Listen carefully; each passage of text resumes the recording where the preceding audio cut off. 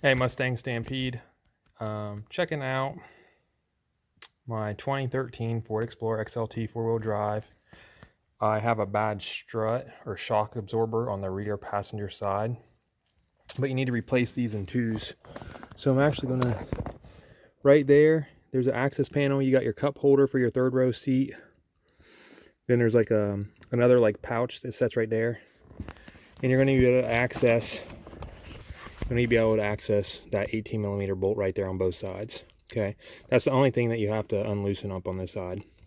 It does appear that you need a pretty decent deep well 18 as well. Okay, so the next thing that you have to do to replace these rear shock absorbers is obviously take the wheel off and jack it up.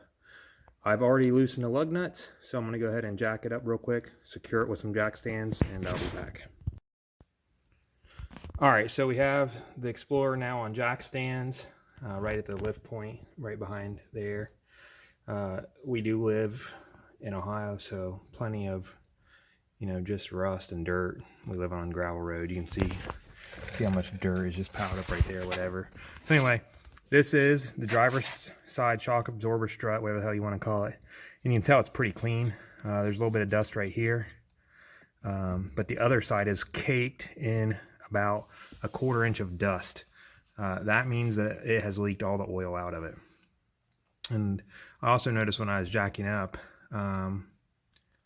that side of the car, it took longer for the wheel, basically, I think, to come up off the ground. And I think it's because that shock absorber lets that hang all the way down, so it's basically absorbing no load. But anyway, so I showed you the cover on the inside. Next we have to take off, right here is another bolt that needs to come out. Okay, but first you have to deal with this strut brace or strut bar brace, whatever the hell you want to call it, but because your strut bar or your stabilizer bar, sorry, is connected to this little arm.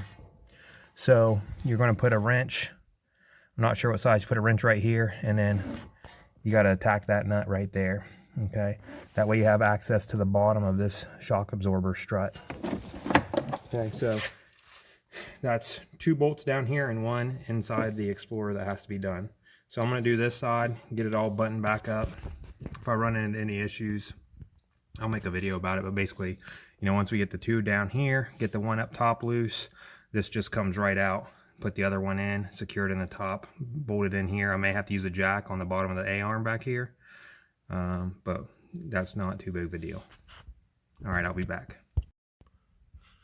All right, so still on the driver's side, I already have the stabilizer bar, control bar, connector disconnected. I have this bottom bolt is out. It's hard to see, but that bottom bolt is out. Okay, now I went ahead and grabbed some side cuts and snipped away some of this plastic because I'm not going to use it on the new one because it'll have a new plastic piece. I did try to use my impact to spin the nut off quick from up top. That way it wouldn't start spinning, but it started spinning. So now basically that's what I'm dealing with. So I've got a pair of vice grips on there. I'm actually going to take a blue towel here and just cover the vice grips because it's going to either go, it should swing out this way and pin itself against that, so I don't want to hurt anything down here. So I'll go ahead and take that top bolt out now that the bottom will stop spinning.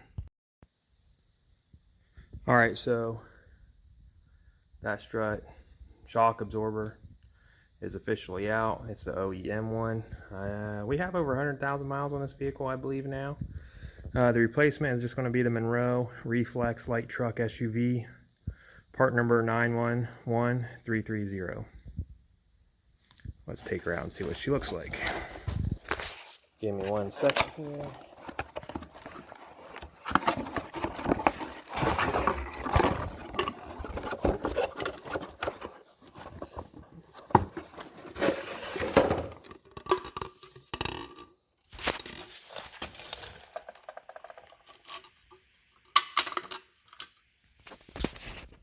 So it is the same, but the OEM one has a nut on it and this one does not. I hope it comes with a nut.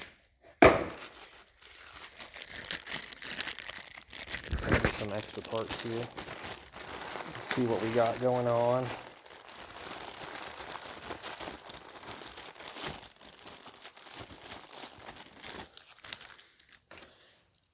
Yes. So we have some extra parts. So I believe this one here will actually go inside the vehicle here, because there was something like this on top of the shock absorber. So I believe this will go up there like that. This one here, nope. Actually, what do we got going on here? Sorry. That's actually going to be for down low. So basically you're going to take these two rubber bushings, and that collar or whatever this is will go in, that you'll put your bolt in. But I have a feeling that this ain't the right part for my truck, because that bushing will not go in there. So I'm guessing the guy might have gave me the wrong item. So we'll stop the video right there. Alright, it was a false alarm. I thought it was the wrong piece, so I actually had to get the other one out. So what's going to happen is this Monroe shock actually gives you a new bolt to use, which is probably actually going to be this bolt, the smaller bolt, for some reason, because this flange one was on the top. This bolt has a flange. I just put it on the bottom to see if it would fit. But regardless, with those two rubber pads, when I looked at the top of this one, it has a bit of a metal collar there, but this side has it built into this plastic piece. So basically one pad goes on, you put that bushing on, then the other pad would go on, and this top plate here would go on inside the vehicle. So right here is like where the metal for your vehicle would be setting in. And basically I figured that out because this one was on there,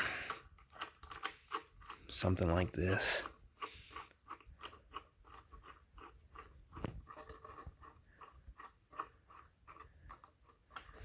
Yeah. Alright, so that's what we're going to do. Alright, that Monroe reflex light truck SUV shock absorber is in the rear now. Alright, I went ahead and used some blue Loctite. Use some blue Loctite on the that bolt on this side. Where, I don't know why I can't point over here. Anyway, that nice shiny nut right there. Put some blue Loctite on the bolt. It had some blue Loctite from the factory. I cleaned that off. And then remember on your sway bar link to make sure you use your wrench on the backside so you don't spin it. And then we'll get ready to, I'm gonna put the tire on, but so I don't have to splice a whole bunch of videos together. Let's take a look at the passenger side strut, shock, whatever you want to call it, shock absorber. That's how I know this one's bad. That's like a 1/4 inch of dirt caked on there. And that happens because all the gas fluid in there, there's like oil and gas. It's basically where the seal goes bad at the top, because there's like a nice chrome bar underneath this plastic cover. And when it starts to leak, that's what happens.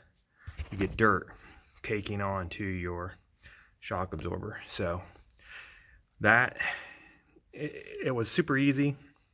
Again, you got basically three items to loosen up: the sway bar link end, the bottom of the shock, and the top of the shock.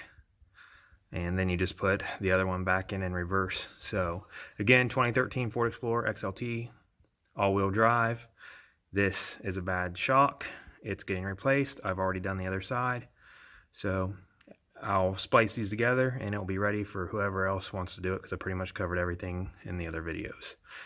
Again, Monroe 911-330 is the part number. As always, thanks for watching.